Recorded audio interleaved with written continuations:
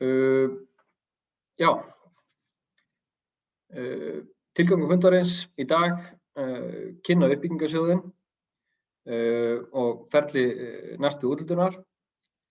Þeir sem þekkja til sjóðsins, ég get ekki sagt að það sé svo sem margt nýtt. Í upphafi síðasta árs var sem sagt skert á úthlutunarreglum og matsþáttum og áherslum og höfum verið að vinna eftir þeim síðan.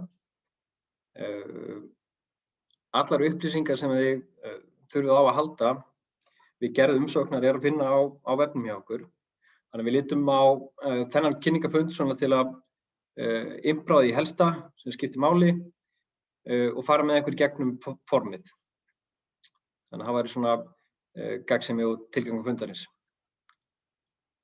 Þá ætla ég bara fara hérna áfram á næstu gleraugu.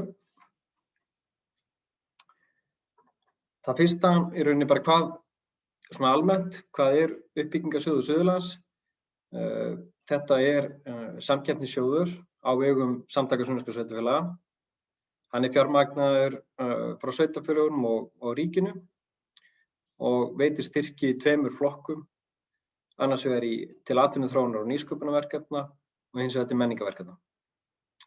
Við erum með 2 úthlutanir á ári og næsta úthlutun sem sagt 2. mars og umsóknarfrestur til kl. 16:00 2. mars.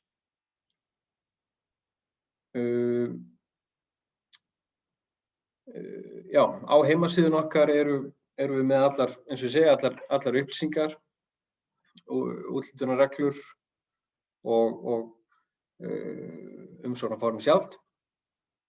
Og við höfum bætt við meiri upplýsingu núna mjög nýlega varðandi svona leiðbeiningartexta við gerð umsókna og skýrari og betri leiðbeiningar. Þannig að hvet ykkur eindregið til að nýta ykkur þær upplýsingar.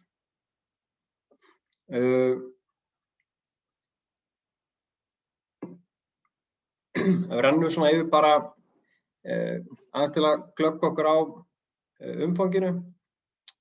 Við erum að veita 80 milljónir á ári úr sjóðnum og í þessum 2 flokkum og í þessum 2 úthlutunum. Á síðasta ári voru þetta 320 umsóknir. Þannig að það var bara sérstaklega mikil eftirspurn á síðasta ári. Og árangurshlutfall eins og sjá hérna 63% í menningarverkefnum og 42% í atvinnuþróunar og nýsköpunarverkefnum. Þannig að svona í samanburði við aðra sjóði árangurshlutfallið mjög hátt, þannig að það eru góða líkur á að fá styrk. Þó að kannski öll styrkveitingin sem sagt ekki öllum tilvikum sem að viðkomandi fær alla þá upphæð sem að sótt og á síðasta ári, síðasta þetta ár, og breytingar voru gerðar á ýmsum verkefnum og reyndum bara að koma vel til móts við styrkþega. Og það var eðlilega ekki hægt að halda alla þá viðburði sem að stefnt var að. En í seinni úthlutun síðasta árs voru mikill fjöldi umsókna og mjög vandaðar umsóknir. Þannig að við getum sagt að svona samkeppnin, þetta samkeppnissjóður og hefur svona verið að aukast. Þannig að því til þetta viljum við bara innbra á að vanda til verka. Meðalfjárhæð styrkveitinga var rétt innan við 500.000, 450.000 cirka meðalfjárhæð. Aðeins lægri í menningarverkefnum en fleiri. Svona helsti munurinn þarna á milli. Og til úthlutunar á árinu í ár eru 80 milljónir.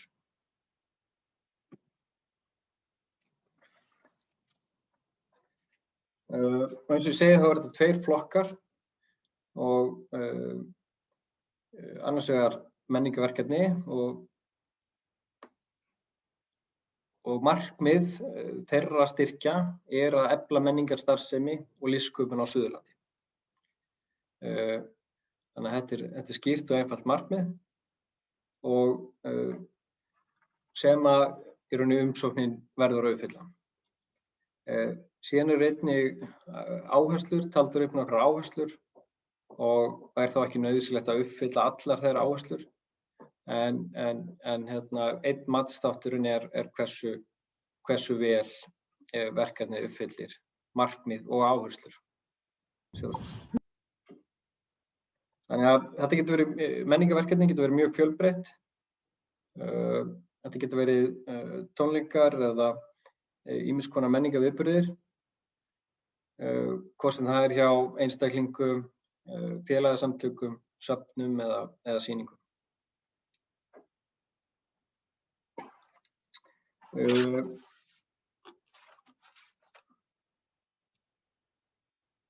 Stundum einhverjum tilvikum ekki ljóst hvort að viðkomandi sé með menningarverkefni eða atvinnuþróunar- og nýsköpunarverkefni í höndunum.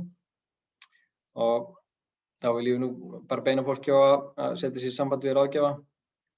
En svona þumalputtareglan að ef verkefni atvinnuskapandi til lengri tíma, það verið að horfa á að móta verkefni sem stefnt að verði sjálfbært rekstrarlega, þá það atvinnuþróunarverkefni. Þannig geta verkefni sem hafa snúa að list eða hönnun verið styrkt sem atvinnuþróun- og nýsköpunarverkefni. Sem dæmi keramiker sem að hanna nýja vörulínu. Þá það verið að hugsa sem atvinnusköpun til lengri tíma og þá atvinnuþróunarverkefni. Menningarverkefnin eru flest hver tímabundin verkefni.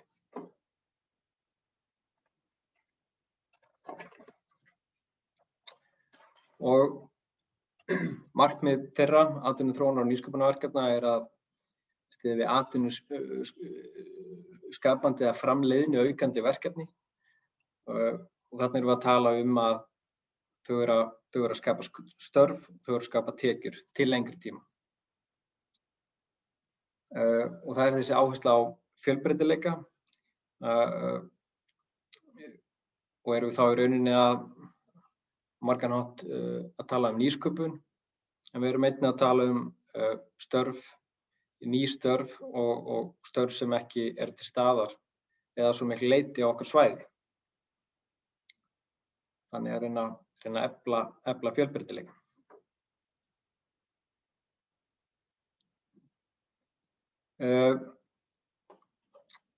Varðandi í rauninni úthlutunarreglurnar, ef það eitthvað sem við viljum svona draga fram með skýrum hætti og leggja áherslu á mikilvægi, þá það náttúrulega hvernig verkefnin eru metin. Og þau eru metin eftir 5 matsþáttum og að hluta til sömu matsþættir, eins og við sjáum hérna fyrir neðan, sem sagt að verkefni falli vel að markmiðum og áherslum, að forsendur og útfærsla sé raunhæf og að styrkhveiting hafi mikil áhrif á framgang verkefnis. Þannig að þetta á við báða flokkana. Og matsþættirnir sem að koma beint undir hvorum flokk.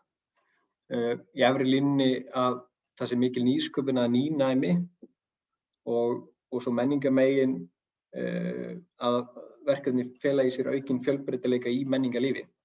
Og þetta svo sem ákveðnu leyti líka tengt. Annars vegar nýsköpun í atvinnustarfsemi og ákveðnu leyti nýsköpun í menningu. Þessi fjölbreytileiki sem við erum að leita eftir. Og síðan það að atvinnusköpun sé til lengri tíma og á heilsársgrundvelli, sem mjög mikilvægt. Þá erum við að horfa til þess að það sé verið að skapa störf inn í framtíðina. Og menningarmegin að verkefni hafi almennt jákvæð áhrif á samfélag, mannlíf og menningu. þannig að það er verið að leita eftir eins og getið lesið í að þessu verkefni sem hafa raunveruleg áhrif, snerta marga og þannig að fólk þarf að vita af verkefnunum og þarf að tengjast þeim, hvort sem það er viðburður sem er haldinn á ákveðinn stað og auglýstur. Fólk að koma að og njóta og markmiðið að ná til sem flestra eða til margra að minnsta kosti.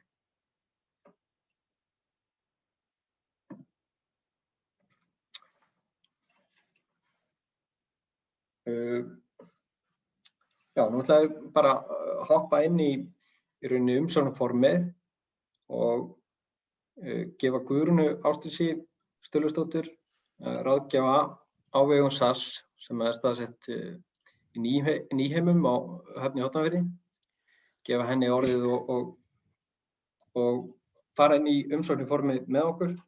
Töldu það svona vera praktískt á þessu fundi. Ok, þú þarft að afsýra þig. Já. Ok, ég að deila með ykkur skjá. Sem hér. Sælverði og takk fyrir Þórður. Ég heiti sérst Guðrún Ásdís og bý á Höfn í Hornafirði. Ég vinn sérst sem ráðgjafi og verkefnastjóri fyrir SAS en ég vinn fyrir Nýheima þekkingarsetur og en við sjáum þessi verkefni fyrir SAS á Höfn í Hornafirði. Ég ætla að renna með ykkur í gegnum umsóknarkerfið og svona helstu atriði sem er gott að hafa í huga við gerð umsóknar og ef við byrjum bara á heimasíðu SAS, förum við undir uppbyggingarsjóð og í sækja hér. Þá erum við komin inn á, þetta er opið þegar að umsóknarkerfið er opið, eða þetta er opið fyrir umsóknir. Þá er þessi takki þarna, þá getið þið valið annars vegar hérna, samtök sunnlenskra sveitarfélaga og mjög mikið átt að fara inn á rétt samtök, fara ekki að sækja villustu svæði eða velja hérna landshlutan okkar. Hér erum við komin í bara umsóknarform þar sem við þurfum rafræn skilríki eða íslykil og bara við viljum impra á því að það er mjög mikilvægt að skrá sig með réttum skilríkjum, þar að segja ef að þið eru að vinna fyrir félagasamtök eða fyrirtæki eða stofnun að skrá sig inn á þeim íslykli og það er ekki hægt að breyta þess eftir á nema þá bara með því að kópera eða taka umsókn og færa hann yfir í nýja umsókn og það er svona svolítil handavinna, þannig að það er best að hafa þetta rétt alveg frá upphafi, skrá sig hérna inn og ég er búin að skrá mig inn, þannig að þetta er svona eins og í matreiðsluþáttunum, þetta er tilbúið hérna sko. Hérna er ég búin að skrá mig inn með mínum íslykli og þetta er það sem tekur á móti ykkur þegar þið komið inn, kerfið og þið stofnið hérna nýja umsókn til að byrja. Ég er búin að því í rauninni ekkert sem gerist nema ég fer inn á þennan, hérna er ný alveg glæný umsókn. En enn og aftur er ég alltaf búin að vinna í þessu, þannig að hún er hérna tilbúin sem ég ætla að sýna ykkur. Og það er hérna, ég ætla að gera tónlistarhátíðina XYZ. Og það er gjarnan einhver velkomin að taka þetta verkefni og taka það lengra, það er örugglega skemmtilegt. Nema hvað, hér erum við í verklags- og úthlutunarreglunum, þetta er rauninni ekki samt tæmandi úthlutunarreglur, þetta er bara verið að fara yfir þessar almennu reglur viðmiðanir. Það þarf að lesa reglurnar eins og Þórir kom inn á, smellið hérna eða inn á heimasíðu SAS, þar eru víða verið að vitna í þær og þetta er bara mjög mikilvægt plagg til þess að skila inn góðri umsókn eins og voru að tala að þetta er samkeppnissjóður og það skiptir miklu máli að umsóknin sé í rauninni unnin svona út frá að þið hugstu út í markmið og áherslu þegar þið eru að móta verkefnið og reyna að þróa verkefnið eða sækjum þann hluta af verkefni sem passar vel við sjóðinn. Þannig að þegar þið eru að móta verkefni að reyna svona, láta það fitta svolítið að markmiðum, áherslum og hugsa matsþættina. Þannig að það er ekki ástæðulaust að við erum alltaf að benda á þetta. Hérna förum við áfram og eins og við sjáum hérna uppi þá getum við skoða blaðsíðurnar sem eru í umsókninni. Hérna getum við flett á milli, það vistast allt sjálfkrafa, þannig að það þarf ekki að hafa ágjörð því, það er engin takki sérstaklega til þess að vista. Þegar þið eru í einum dálki þá er nóg að smella í næsta, þá er það allt komið inn og ef við byrjum bara hérna umsækjanda þá erum við rauninni bara að tala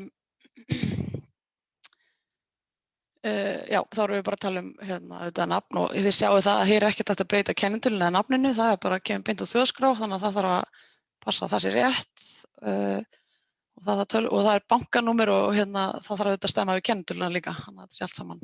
Ef að styrkur fæst þá er það borgað inn á þennan reikning.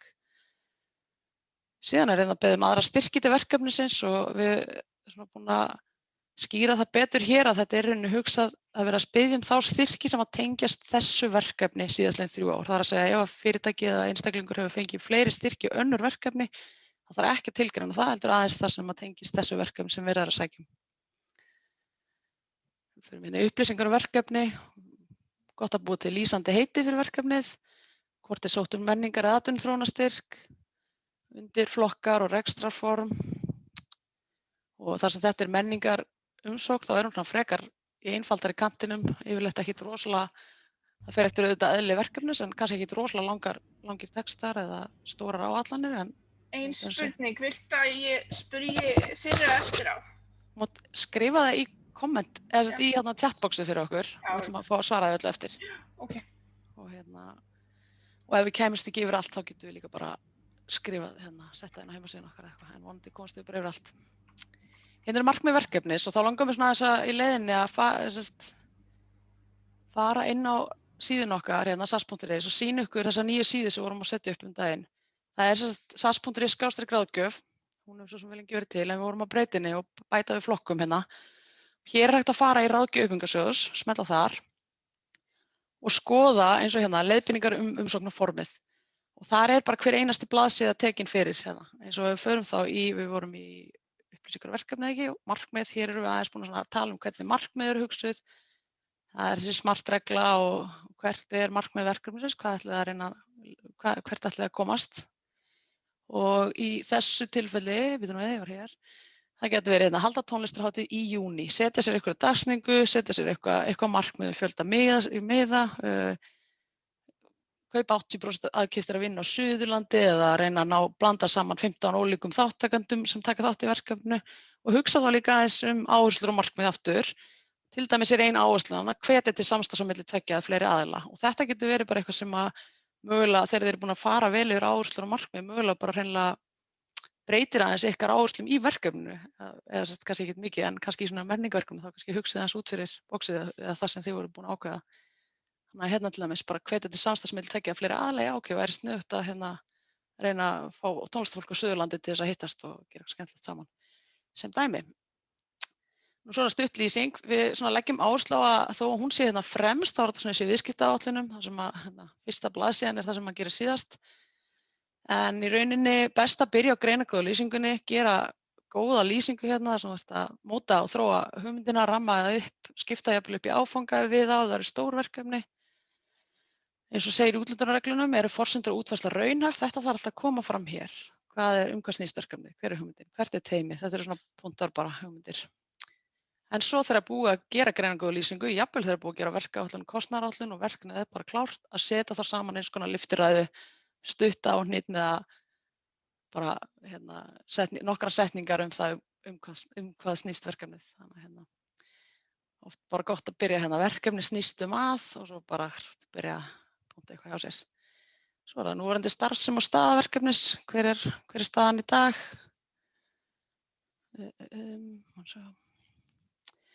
Förum svo í verkefnastjóra.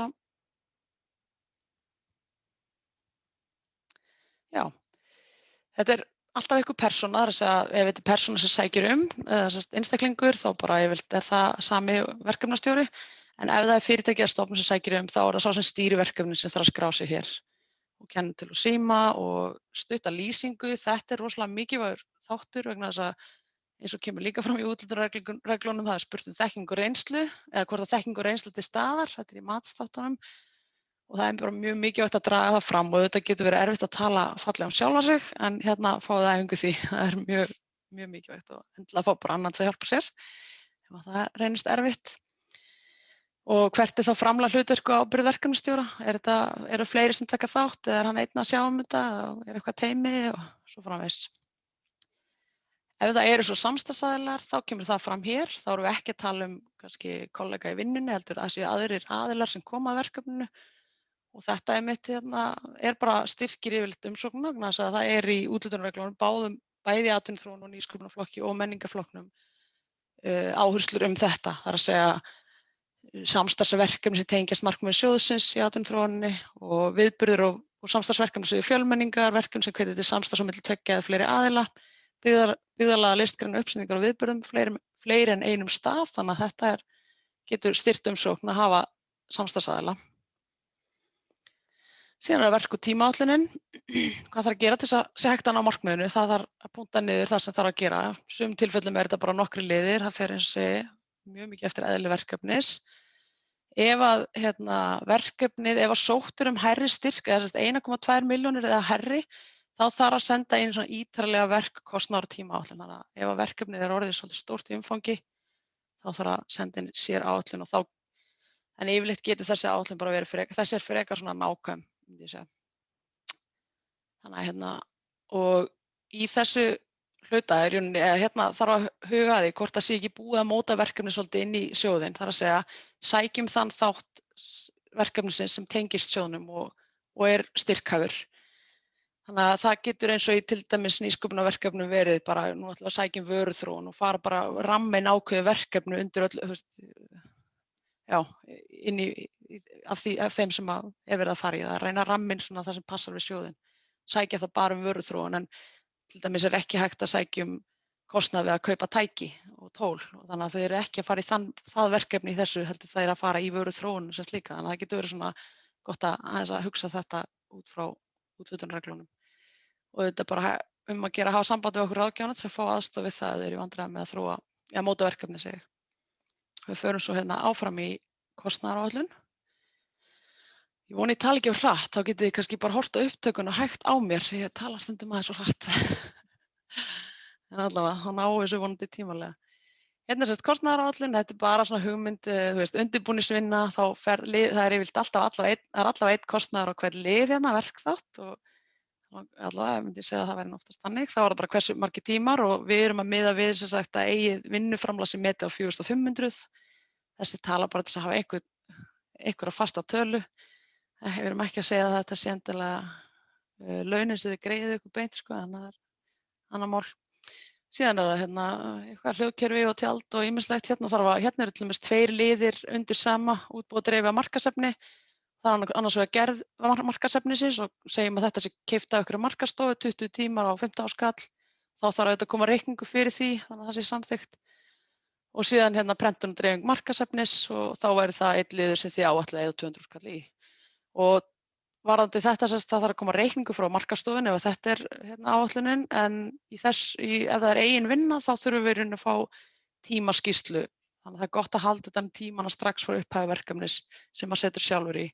Og í rauninni er tímaskýrsla eina sem við krefjumst ef það er verið að styrkja eigin vinnu, en hún þarf þá líka að vera nokkuð nákvæm. Og það er hægt að finna það á heimasíðunni okkar, skjalið sem við notum. Svo sem bara einfalt Excel-skjal. Já, síðan þetta kannski sáliðið sem fólk oft í vandræðum með. Hérna erum við komin með verkefni upp á 4 milljónir. Kostar 4 milljónir og þá þurfum við að áætla hvernig við ætlum að fjármagna það. Fjármagnunarliðirnir eru þá þessir. Það annars vegar eigið framlag, aðrir styrkir og önnur fjármögnun. Og það þarf ekkert endilega að vera allt, stundum verða bara eigið framlag á móti þá styrknum sem sótt er um. Í þessu tilfelli setjum við eigið framlag verkefnisstjórnar sé 500.000. Það sé búið að fá styrk frá okkur menningarsjóði upp á 100.000 krónur og það sé verið að sækja styrk hjá fyrirtækjum í sveitinni eða eitthvað.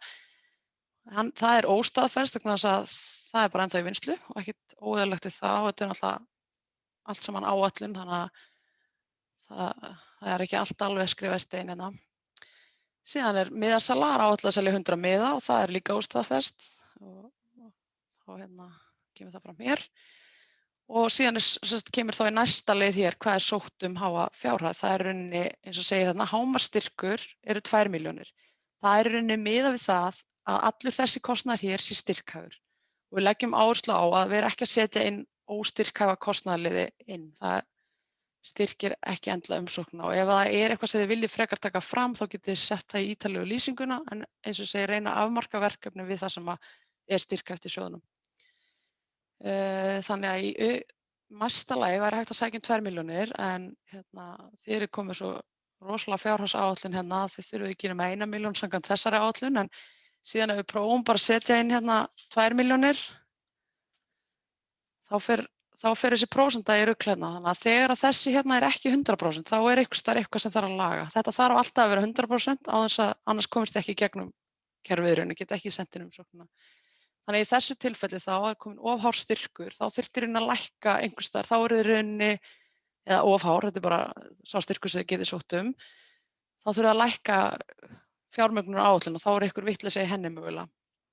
Og þá kannski ég segi hérna, já, við ætlum að leggja aðeins minna til sjálf eða við áætlum að selja aðeins minna af miðum og bara 1,2, já, nei, nú er ég ykkur vitleysu. Jæja, allavega, segjum bara aftur 500.000 og þá er þetta bara, vá. Hvað? Ok.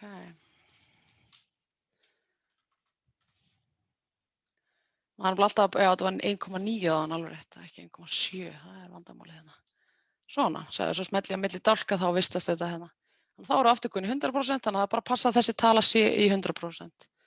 Þannig að hérna sjáum við heildarkostnað verkefnis er 4 milljónir, fjármögnunin hérna uppi án styrksins er 2 milljónir og þið ætla að sækja þá 2 milljónir. Þá förum við áfram og ekki hika við að setja ykkur í samband við okkur ráðgjafana eða í vandræðum með þessa liði, það er bara minnsta málið, eða skoða líka nýju ráðgjafarsíðuna, sjá hvort þið finnir svörin.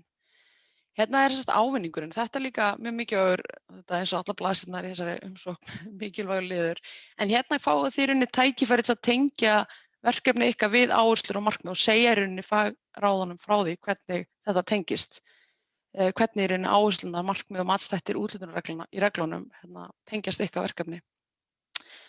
Þannig að hér setið þið bara stuttan og hnitmiðan texta en getið svo aðeins farið dýpra í það hér og hver er helsti ávinningur á verkefninu.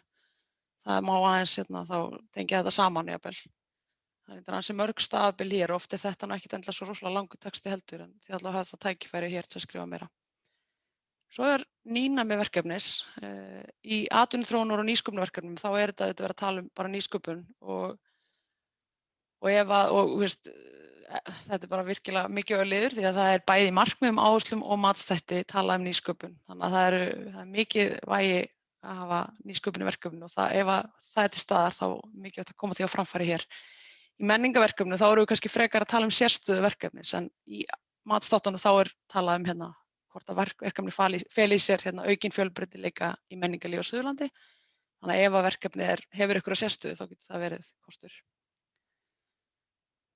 Förum áfram, þá erum við komin í störf og kynjahlutföll. Þetta er svona gögn sem stjórnvöldin óska eftir, þannig að í einhverja greiningavinnu þá eru við rauninni bara miðað við að ef þetta er menningarverkefni að skrá bara inn tímafjölda sem er áætlaður í verk- og tímaáætlun í þetta menningarverkefni. En ef við erum að tala um atvinnuþróun og nýsköpunarverkefni að rauninni gera áætlun hversu mörg ársverk þið teljið að verkefni skapi til lengri tíma.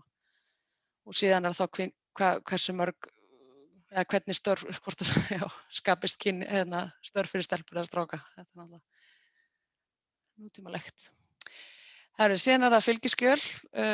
Þar legg ég aftur áherslu á að ef þið óskiptir styrk fyrir hærri en 1,2 eða hærri þá þarf að fylgja ítarleg verk, tíma og kostnaðaráætlun. Öðru leyti er engin fylgiskjöl sem þurfa að fylgja en það getur auðvitað styrkt umsókn að hafa eitthvað sem tengist, myndefni eða myndir eða það má líka senda inn stutt YouTube-vídeó eða bara myndband og setja þá er það í rauninni sett fyrst inn á YouTube eða Vimeo eða einhvern annan þannig hýsingaraðila og þá slóðin sett hérna. Og það er aðeins inn á ráðgjafarsíðunni það hvernig þið getið gert þetta leynilegt að þið vilja ekki hafa þetta opið, þá eru allavega linkar á einhverjar YouTube-leiðbenningar það að hafa linkinn þannig að bara þeir sem eru með linkinn geti hort á það.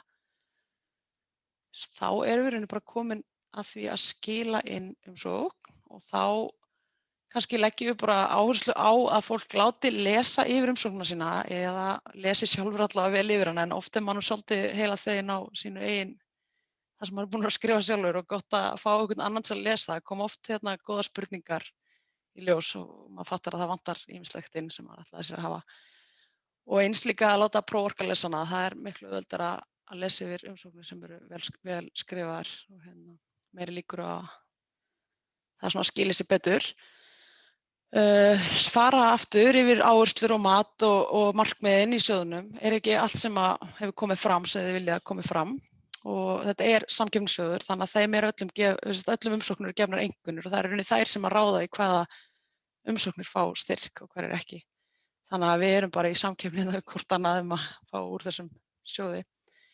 Það þarf að renna í gegn hvort sé rauðir reitir, það er að segja, það er ekki gott svona 10 mínútur í 4 að lenda í því að það sé fullt af reitum sem á eftir að skrá inn. Þannig að ef þeir eru stjörnumerktir, þá þurfa þeir að vera útfylltir. Og auðvitað að setja sér í samband við okkur ráðgjafana, það er bara að gera að fá okkur til að lesa yfir til dæmis eða aðstoða ykkur einn eða annan hátt. Við svo sem getum ekki bætt við skjölum eða breytt texta fyrir ykkur, en við getum allavega leiðbeint ykkur í gegnum þetta. Og reyndar bara áminna að það er mjög gott að fá beiðni tíma, eða bókun á tíma. Það síðustu dagarnir getur verið ansi strembnir rétt fyrir úthlutun, þannig að það er mjög gott að vera búin að bóka þessi tíma bara. Eða og senda okkur óskum að lesa yfir nokkrum dögum fyrr. Síðan er skilin umsókn. Þá er rauninni getið þið sett hvað þið viljið koma ykkur öðru á framfæri og hakið við að það hefur lesið úthlutunarreglur og ég ætla ekki að segja aftur hvað er mikilvægt. Og síðan skilin umsókn. Og þetta er rosalega óþægilegt að gerist 10 mínútur í 4 ef þið fattið allt inn á vantarhellinginn. Þannig að bara tekja á því. En ég var nú með eina svona tilbúin, ég ætla að prófa hvort ég get ekki skila henni inn. Þá bara er það sjáum hvort það gangi núna. Skila umsókn. Þá ættu það að fá skilaboð uppi að umsóknin hafi skilað sér og einnig ættu það að fá tölvupóst. Hann er svona stundum að lenda í ruslhólfi, þannig að bara gangur skuggum það. Hann sé að það er í rauninni, þetta er nú kannski bara ágætt, þetta er greinilega eitthvað voðalega hægt núna. Eru ekki bara góð? Ef hann komið að segja, þá kemur þetta í skilaðar umsóknir. Og sjáum við það líka að þetta hefur skilað sér. Hér er þetta að fara og opna umsóknar, alltaf að fara inn í kerfið og opna umsóknar og skoða hana og eins þegar ef þið fáið styrk þá þarf að fara hér inn til þess að breyta umsókn og prenta út samning. Þannig að þið fá allar leiðbeiningar það með þeim tölvupósti sem fylgir styrkúthlutun. Yes, Þórður, er ekki bara komið að þér aftur? Já. Já, þá þarf ég að stoppa og þú tekur við. Takk.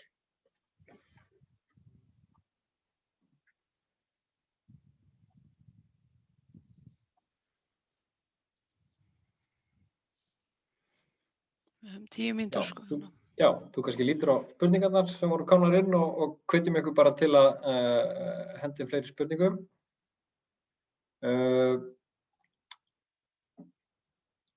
Varðandi ferlið, það er þannig eins og komið fram að það eru 2 fagráð, sérhvert fagráð í hvorum flokknum sem að meta umsóknirnar, gera tillögu til stjórnar og það við úthlutum svona mánuði eftir umsóknarfrest. Þá eru tilkynningar sendar út til umsækjenda. Ferlið er síðan þannig að það er gerður samningur við styrkþega og greiðslur fara síðan út eftir innsendum áfanga eða lokaskýrslum.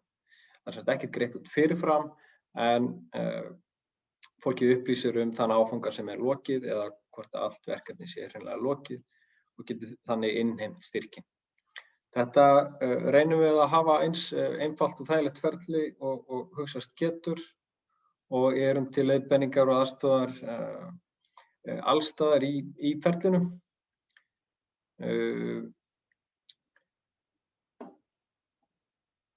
Síðan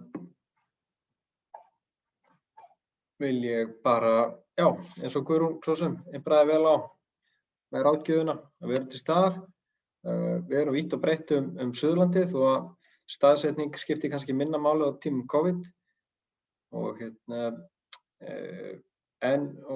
og samanskapi vil ég einbraði sama, vera tímanlega í að setja ykkur í samband við okkur og nýta ykkur endilega þá reynslu og þekkingu sem býr í hópi ráðgjafa sem að hafa farið yfir og lesið svo margar umsóknir gegn tíðina og geta þar af leiðandi svo auðveldlega alltaf komið með ykkur góð ráð til að til að bæta umsóknirnar. Varðandi spurningarnar frá ykkur. Má sjá. Það er Einn spyr hérna, hún með hugmynd sem flokkast bæði sem nýnæmi og menning, sendir inn 2 umsóknir eða geti samtvinnað þetta eitthvað. Það er svo sem kannski fer svolítið mikið eftir eðli þessara verkefna væntanlega. Já, ég held að þetta sé einhver spurning sem að ráðgjafi geti leiðbeint þér með þegar veit hvað máli fjallar. Ég held að það sé. Og hérna er þetta trúnaði heitið, þannig að það er óhætt að koma og allir búin að skrifa undir svona trúnaðaryfirlýsingu örugglega. Já. Hvar pantarðu tíma? Þú pantar tíma inn á sas.is/ráðgjöf, þar neðst er takki, það sem maður getur smellt á panta tíma. Eða bara hafa beint samband við ráðgjafa með e-maili eða tölvupósti, það eru all tölvupóstfang á netinu. Svo spyr, hún líka spyr hvort að húsnæði sé ekki styrkt þó að sé menningatengt. Í rauninni ekki bygging húsnæðis eða framkvæmd húsnæðisins, en kannski leiga á húsnæði í tengslum við viðburð. Það ekki? Já, jú. Nokkuð rétt, en enga framkvæmdir í rauninni. Hversu ítarlegar upplýsingar þarf samstarfsaðila er haft samband við og jafnvel áður en umsókn er samþykkt? Við hvetjum nú til þess að fólk sé búið að hafa samband við samstarfsaðila. Við í rauninni getum haft, leyfum okkur að hafa samband, erum búin að skrifa það inn í umsóknarkerfi að við getum haft samband við það áður og til þess að staðfesta það, en í rauninni kannski aðalega nafn og kannski hlutverk samstarfsaðila. Já. Hvernig á stór stofnun sem er með eina kennitölu að sækja fyrir menningarviðburð? Þórður.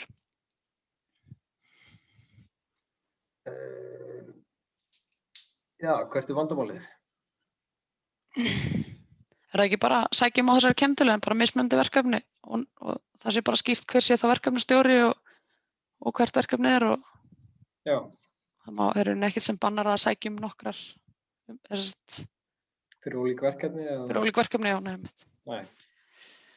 Þannig að getur verið ólíkir aðilar í sérstaklega menningarverkefnum. Þetta getur verið söfn og sýningar eða einhvers konar félög eða einstaklingar. Þannig að það er svona, fjölbreyttur hópur og atvinnuþróun og nýsköpunarverkefnum er þetta fyrst og fremst bara fyrirtæki eða frumkvöðlar. Og þá, mikilvægt að sækja á þeirri kennitölu sem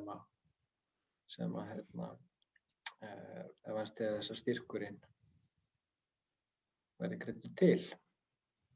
Það er lykilatriði.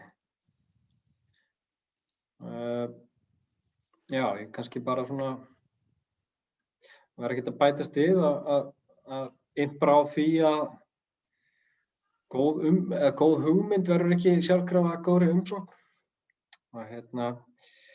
Verkefni þarf að vera vel útfært og raunhæft. Og þó að hugmyndin þurfi í sjálfu sér ekki vera endilega svo raunhæf, svo þurfum við hugsa nýsköpunarverkefni en verkefni þarf að vera vel útfært, skýrt og þá erum við náttúrulega fyrst og fremst að tala bara þessa verklýsingu og verktíma og kostnaðaráætlun og setja ykkur í spor þess sem að lesa yfir umsóknina að hann fái það á tilfinningunni að verkefnið sé sannarlega útfært og viðkomandi viti hvað hann ætlar að gera og hvernig hann ætlar að gera það. Þannig að maður talar að verkefni séu tilbúin. Við séu tilbúin til að fá fjármagni til þess að fara beint og vinna af stað. Þannig að umsókn sem hljómar mikið til þannig að ég ætli kannski að gera þetta eða hitt eða vera í samstarfi við þennan eða hinn á þessum stað eða mögulega einhverjum öðrum. Svona hljómar ekki eins og vel útfært tilboðið verkefni. Þannig að hafa þetta í huga og eins hver sérstaðan er. Hvort sem við erum að tala nýnæmi, nýsköpunarverkefna eða sérstöðu menningarverkefna. að þegar að kór heldur tónleika og ætlar að syngja sömu lögin og í fyrra, sama stað, ári liðnu, kannski lítið nýnæmi í því, lítill fjölbreytileiki, skortur og sérstöðu. Þannig að það býr einhver sérstaða í öllum verkefnum og öllum ykkar hugmyndum sem þið eru með, en koma því á framfæri, þannig að það sé alveg ljóst, þannig að verkefni sé sannarlega metið með sanngjörnum hætti, sem að fæst einungis með því að það séu allar upplýsingar sem skipta máli í umsókninni. Ekki ætlast til þess að sá sem að lesi yfir, hann geti ímyndað sér eða ætlast til að hann viti eitthvað út fyrir það sem stendur í umsókninni. Komin ein spurning hérna viðbót. Eru 2 milljónir hámarksstyrkur sem SAS úthlutar hverju verkefni? Ef verkefni kostar meira en 4 er hægt að sækja 50%? Já, það ekki, eins og komið hefur ekki verið hámark á styrkveitingum, en hæsti styrkur á síðasta ári var 2 milljónir, lægsti 100.000, allt þar á milli. Svona takturinn í sjóðnum hefur verið sá að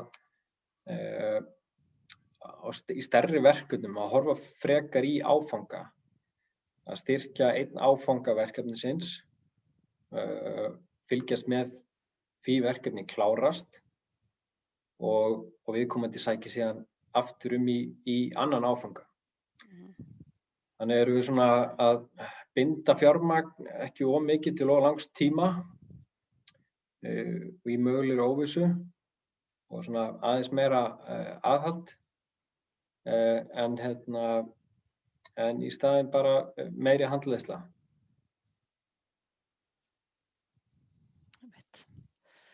Alveg þó nokkuð verkefni sem hafa farið þannig í gegn og fá aftur styrka. Við erum að úthluta 2 ára ári og fá í rauninni þá úthluta á báðum úthlutunum fyrir sikkurum hluta í einu stóru verkefni í rauninni.